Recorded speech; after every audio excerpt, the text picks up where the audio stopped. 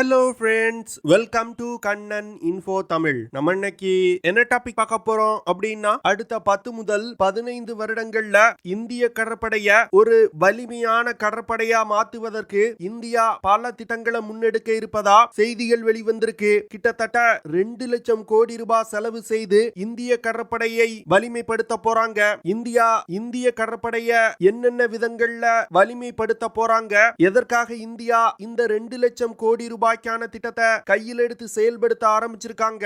இதன் மூலமா இந்திய கடற்படை எப்படி வலிமை அடையும் அப்படிங்கிறது குறித்து பார்க்கலாம். அடுத்து இந்திய கடற்படையில் உள்ள சப்மரீன்களின் எண்ணிக்கையை அதிகரிப்பதற்கும் இந்தியா முயற்சி செய்து வந்துகிட்டு இருக்காங்க. அதற்கான திட்டம் என்ன, இந்தியா எத்தனை சப்மரீன்களை அதிகரிக்க போறாங்க அப்படிங்கிறது குறித்து பார்க்கலாம். மூன்றாவதா, இந்தியா உருவாக்கி வரும் நியூக்ளியர் பவர்ட் சப்மரீன்கள் குறித்து சில முக்கியமான விஷயங்கள் வெளிவந்திருக்கு. அது என்ன விஷயம், வரும் காலத்துல இந்தியா நியூக்ளியர் பவர் சப்மரீன்களின் எண்ணிக்கையை அதிகரிப்பதற்கு என்னென்ன திட்டங்களை செயல்படுத்தி வந்துகிட்டு இருக்காங்க அப்படிங்கிறது குறித்து நம்ம டீடைலா இந்த வீடியோல பார்க்கலாம். நம்ம சேனல்ல டிஃபென்ஸ் மற்றும் ஜியோபாலிட்டிக்ஸ் சம்பந்தமா தினம் ஒரு வீடியோ பப்ளிஷ் பண்ணிட்டு இருக்கோம். உங்களுக்கு நம்ம சேனல்ல பப்ளிஷ் பண்ணக்கூடிய வீடியோஸ் பிடிச்சிருந்துச்சுன்னா சேனலை சப்ஸ்கிரைப் பண்ணி சப்போர்ட் பண்ணுங்க. நீங்க பண்ற ஒவ்வொரு சப்ஸ்கிரிப்ஷனும் எனக்கு அடுத்தடுத்த வீடியோஸ் போடுறதுக்கு ஒரு மோட்டிவேஷனா இருக்கும். முன்பு இந்திய பெருங்கடல் பகுதியில இந்தியாவை மீறி எந்த நாடும் டாமினேட் செய்ய முடியாது. ஆனா தற்போது சீனா தன்னுடைய கடற்படைய மிகப்பெரிய அளவுல எக்ஸ்பாண்ட் செஞ்சு வந்துகிட்டு இருக்காங்க. இதனை தொடர்ந்து சீனா இந்திய பெருங்கடல் பகுதியிலையும் தன்னுடைய ஆதிக்கத்தை கொண்டு வருவதற்கு முயற்சி செய்து வந்துகிட்டு இருக்காங்க. இது இந்தியாவை பொறுத்தமட்டில் ஒரு ஆபத்தான விஷயமா பார்க்கப்படுது. ஏன்னா இந்திய பெருங்கடல் பகுதியில சீனா தன்னுடைய ஆதிக்கத்தை கொண்டு வந்துட்டா இந்தியாவின் வர்த்தகம் பெருமளவுல பாதிக்கப்படும். அது மட்டும் இல்லாம இந்தியா மற்றும் அதன் நட்பு நாடுகளுடைய பாதுகாப்பும் கேள்விக்குறியாகும். இதன் காரணமா இந்தியா தொடர்ந்து இந்திய பெருங்கடல் பகுதியை தன்னுடைய கட்டுப்பாட்டில் வச்சிருப்பதற்கு முயற்சி செய்து வந்துகிட்டு இருக்காங்க. தற்போதைய நிலையில இந்திய கடற்படை ஒரு 150 போர்க்கப்பல்களை கொண்ட ஒரு கடற்படையா இருக்கு. ஆனா சீனாவை பொறுத்தமட்டில் 335 போர்க்கப்பல்களை கொண்ட கடற்படையா இருக்கு. அது மட்டும் இல்லாம சீனா தற்போது உள்நாட்டிலே தயாரிக்கப்பட்ட 2 பிரம்மாண்ட ஏர்கிராஃப்ட் கேரியர்களை தங்கள் படையில் இணைச்சிருக்காங்க. 3வது விமானம் தாங்கி போர்க்கப்பலை கட்டி வந்துகிட்டு இருக்காங்க. சீனா இது போன்ற மெகா போர்க்கப்பல் ப்ராஜெக்டுகளை செய்து வர்றதுனால சீன கடற்படையோட வளர்ச்சி அதிவேகமா இருக்கு. இதனால எண்ணிக்கையின் அடிப்படையில் பார்க்கும் பொழுது உலகத்திலே மிகப்பெரிய கடற்படையை வச்சிருப்பது சீனா தான். ஆனா அந்த கப்பல்களோட செயல்திறன் ஒரு கேள்விக்குறியான விஷயமா பார்க்கப்படுது. இதனால அதிக போர்க்கப்பல்கள் சீனாவிடம் இருந்தாலும் உலகின் வலிமையான கடற்படையா சீன கடற்படைய சொல்ல முடியாது. ஆனா அமெரிக்க கடற்படைய பாத்தீங்கன்னா கிட்டத்தட்ட 12 ஏர்கிராஃப்ட் கேரியர்கள் வச்சிருக்காங்க. அது மட்டும் இல்லாம அதிக அளவிலான நீர்மூழ்கி கப்பல்கள் மற்றும் டெஸ்ட்ராயர் ரக போர்க்கப்பல்களையும் வச்சிருக்காங்க. இதனால தற்போதைய நிலையில உலகின் வலிமையான கடற்படைனா அது அமெரிக்க கடற்படை தான். ஆனா சீனா அமெரிக்காவை இந்த விஷயத்திலையும் முறியடிப்பதற்கு பிரம்மாண்ட ஏர்கிராஃப்ட் கேரியர்ஸ் மற்றும் டெஸ்ட்ராயர் ரக போர்க்கப்பல்களை கட்டி வந்துகிட்டு இருக்காங்க. சீனாவின் இது போன்ற செயல்பாடுகள் காரணமா இந்தியாவும் தன்னுடைய கடற்படையின் வலிமையை அதிகரிக்க வேண்டிய கட்டாயத்தில் இருக்காங்க. இதன் காரணமா இந்தியா 2 லட்சம் கோடி ரூபாய் செலவுல ஒரு மெகா திட்டத்தை கையில் எடுத்திருக்காங்க.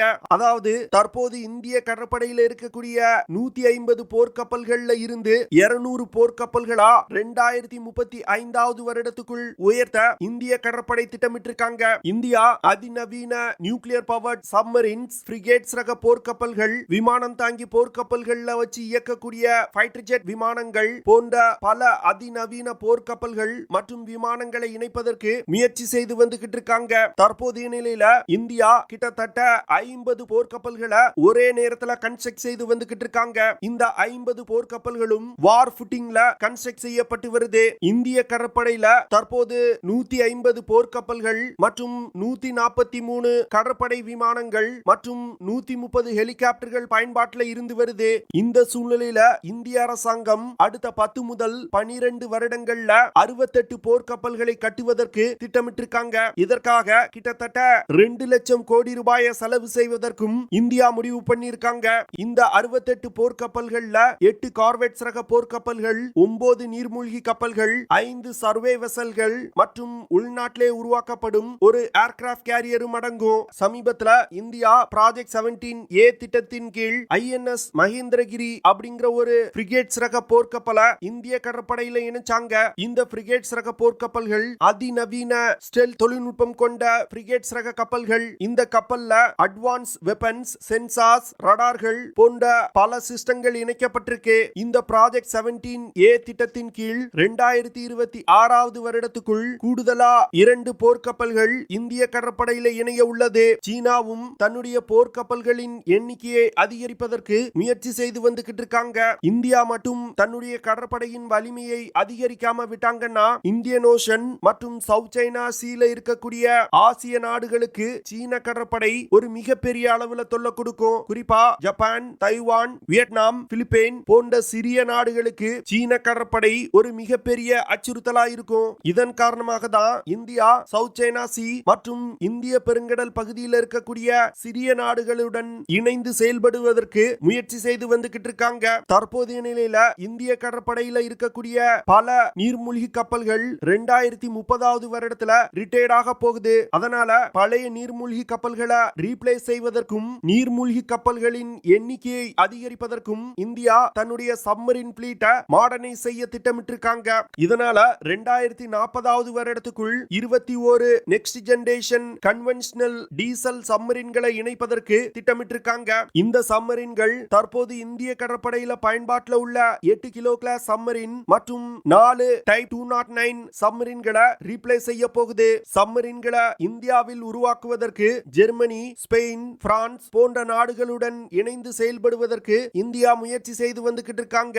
ஜெர்மனி தன்னுடைய U212A சப்மரீனை இந்தியாவுக்கு ஆஃபர் செஞ்சிருக்காங்க. ஸ்பெயின் தன்னுடைய S80+ சப்மரீனை ப்ராஜெக்ட் 75I திட்டத்திற்காக ஆஃபர் செஞ்சிருக்காங்க. பிரான்ஸை பொறுத்தமட்டில் இந்தியாவுக்கு தன்னுடைய சூப்பர் கல்வரி கிளாஸ் சப்மரீன்களை ஆஃபர் செஞ்சிருக்காங்க. ஏற்கனவே இந்திய கடற்படையில பிரான்ஸ் நாட்டின் கல்வரி கிளாஸ் சப்மரீன்கள் பயன்பாட்டில் இருந்து வருது. அதனால இன்னும் கூடுதலா 3 கல்வரி கிளாஸ் சப்மரீன்களை இந்தியாவில் கட்டுவதற்கான ஆர்டரை பிரான்சுக்கு இந்தியா கொடுக்க போறாங்க. பிரான்ஸ் கல்வரி கிளாஸ் சப்மரீன்கள்ல பல்வேறு அப்கிரேட்களை கொண்டு வந்திருக்காங்க.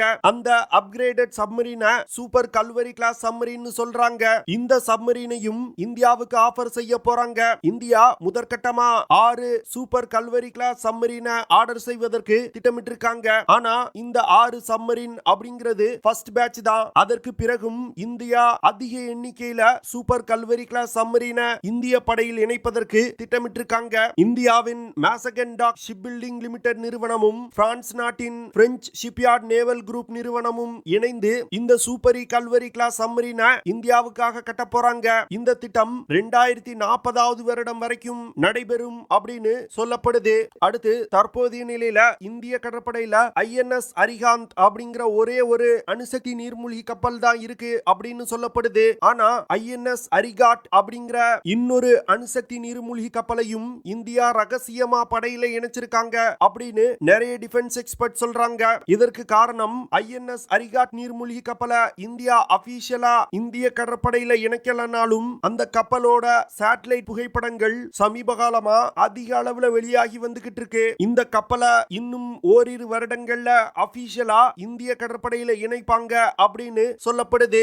INS அரிகாட் நீர்மூழ்கி கப்பலை 2022 வருடமே இந்திய கடற்படையில ரகசியமா இணைச்சிட்டாங்க அப்படின்னு சொல்லப்படுது. இந்த INS அரிகாட் மற்றும் INS அரிகாந்த் நீர்மூழ்கி கப்பல்கள் 6000 டன் எடை கொண்ட அணுசக்தி நீர்மூழ்கி கப்பல்கள். ஆனா இதை விட 1000 டன் அதிக எடை கொண்ட 2 நீர்மூழ்கி கப்பலை இந்தியா கட்டி வந்துகிட்டு இருப்பதா செய்திகள் வெளிவந்திருக்கு. அதாவது 7000 டன் எடை கொண்ட S4 மற்றும் S4 ஸ்டார் நீர்மூழ்கி கப்பலை இந்தியா கட்டி வந்துகிட்டு இருக்காங்க.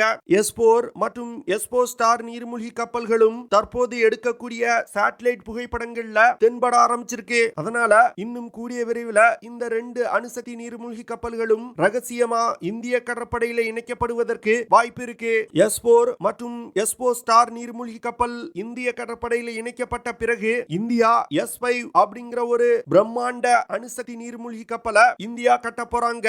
இந்த அணுசக்தி நீர்மூழ்கி கப்பல் கிட்டத்தட்ட 13000 டன் எடை கொண்டதா இருக்கும். INS அரிகாந்த் மற்றும் INS அரிகாட் நீர்மூழ்கி கப்பலை விட 2 மடங்கு அதிக எடை கொண்டதா இந்த நீர்மூழ்கி கப்பல் இருக்கும். India S5 class nuclear powered ballistic missile சப்மரீனை அமெரிக்காவின் பாரகுடா கிளாஸ் சப்மரீன்களுக்கு நிகரான ஒரு நீர்மூழ்கி கப்பலா உருவாக்க போறாங்க. இது தவிர நியூக்ளியர் பவர்ட் அட்டாக் சப்மரீன்களையும் இந்தியா உருவாக்க போறாங்க. கிட்டத்தட்ட 3 நியூக்ளியர் பவர்ட் அட்டாக் சப்மரீனை உருவாக்குவதற்கு இந்தியா திட்டமிட்டிருக்காங்க. இந்த நியூக்ளியர் பவர்ட் அட்டாக் சப்மரீனை பிரான்சுடன் இணைந்து உருவாக்குவதற்கு இந்தியா திட்டமிட்டிருக்காங்க. அதாவது நியூக்ளியர் பவர்ட் அட்டாக் சப்மரீன்ல பயன்படுத்தப்படும் நியூக்ளியர் ரியாக்டரை இந்தியா உருவாக்குவாங்க. அந்த நீர்மூழ்கி கப்பல்ல பயன்படுத்தப்படும் நான் நியூக்ளியர் எக்யூப்மெண்ட்களை பிரான்ஸ் சப்ளை செய்வாங்க. குறிப்பா நியூக்ளியர் பவர்ட் அட்டாக் சப்மரீன்கள்ல பயன்படுத்தப்படும் பம்ப் ஜெட் ப்ரொபல்ஷன் சிஸ்டத்தை பிரான்ஸ் இந்தியாவுக்கு கொடுக்க போறாங்க. இந்தியாவின் இந்த கடற்படை விரிவாக்க திட்டம் மட்டும் வெற்றிகரமா செயல்படுத்தப்பட்டால் இந்திய கடற்படையின் வலிமை பல மடங்கு அதிகரிக்கும். அதனால வரும் காலத்துல சீன கடற்படைக்கு இந்தியன் ஓஷன் ரீஜியன்ல இந்திய கடற்படை ஒரு சிம்ம சொப்பனமா திகழும். ஓகே ஃப்ரெண்ட்ஸ், நம்ம வீடியோவோட நிறைவு பகுதிக்கு வந்துட்டோம். இதெல்லாம் தான் நான் உங்ககிட்ட ஷேர் பண்ணணும் அப்படின்னு நினைச்ச விஷயங்கள். ஐ ஹோப் நான் ஷேர் பண்ண விஷயங்கள் உங்களுக்கு பிடிச்சிருக்கும்னு நினைக்கிறேன். அப்படி பிடிச்சிருந்துச்சுன்னா ஷேர் பண்ணுங்க, லைக் பண்ணுங்க, கமெண்ட் பண்ணுங்க. மறக்காம நம்ம சேனலுக்கு சப்ஸ்கிரைப் பண்ணுங்க. அப்படியே அந்த பெல் நோட்டிபிகேஷனை கிளிக் பண்ணி ஆல்ங்கிற ஆப்ஷனை எனேபிள் பண்ணிக்கங்க. See you in the next video. Jai Hind.